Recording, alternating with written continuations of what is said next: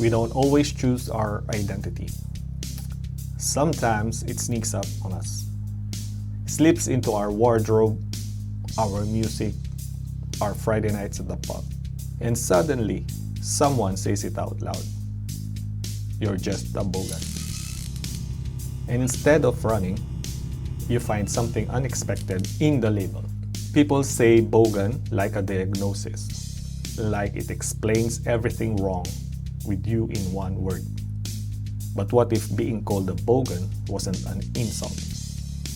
What if it was a compass?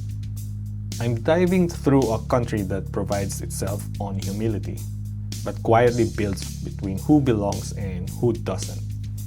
And maybe, just maybe, the guy in the flannel and Slayer t-shirt has more to say about identity and belonging than your favorite TED Talk. So maybe you don't identify as a Bogan, but people go, oh, you're just a Bogan. And maybe you grow into that. You go like, well, maybe I am a Bogan. I like these people. These are my people. And then you go, I am one. How society sees Bogans. We love categories. We wrap people in them like shrink wrap.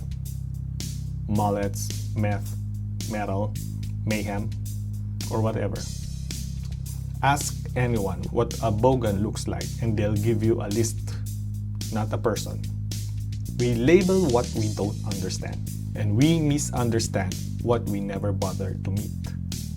Somewhere along the way, Bogan stopped being a description and became a judgment. Dirty, loud, drunk, dangerous. But talk to one. Really talk to one. And what you find isn't defiance, it's dissonance. The problem is what the label erases. Intelligence, vulnerability, humor. So there are a couple of things. Being uneducated, antisocial. About 65% of what people said was negative. If identity is a mirror, the one we hold to Bogans is cracked and dirty with our own assumptions. It isn't just about jokes at the pub or assumptions on Tinder. It goes deeper, into tribes, into bias, into the wiring behind our eyes. Because when us and them get carved too deep, we stop seeing humans at all. Psychologists call it social identity theory. You always belong to a group, and that group shapes how you see yourself. Metalhead, punk, Bogan, sometimes it's armor, and sometimes it's home. But when the world calls your people stupid, aggressive, or less than when the only stories told about your tribe are jokes, what does that do to your mind? Identity isn't just who we are. It's who we are allowed to be.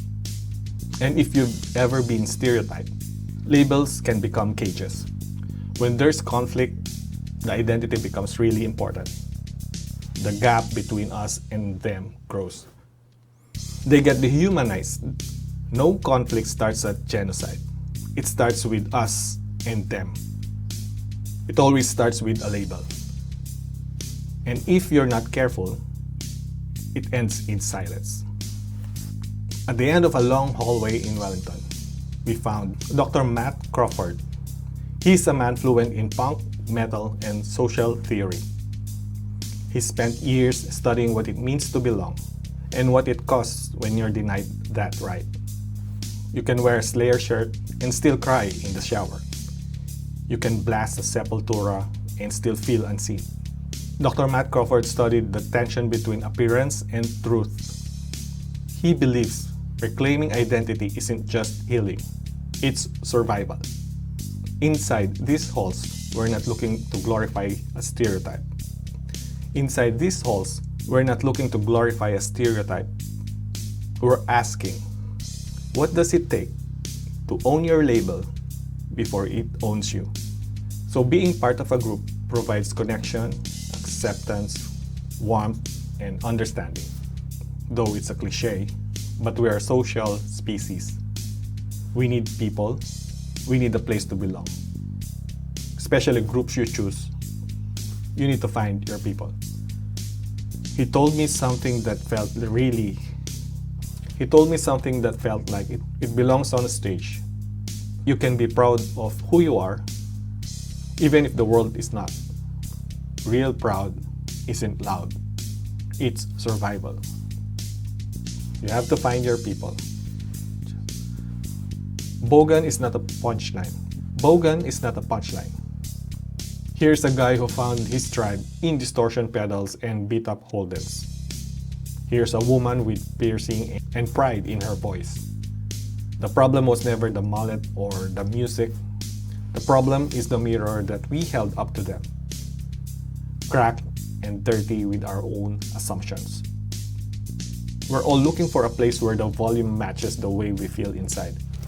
And maybe the place has a name we used to laugh at. Bogan and proud. That idea of in-group pride. Take pride on who you are. That's one of the tools to fight back against negativity. Maybe being a Bogan isn't rebellion. Maybe it's a home. Not a place on a map, but the sound of your true self. Turning the volume all the way up, and you'll find peace.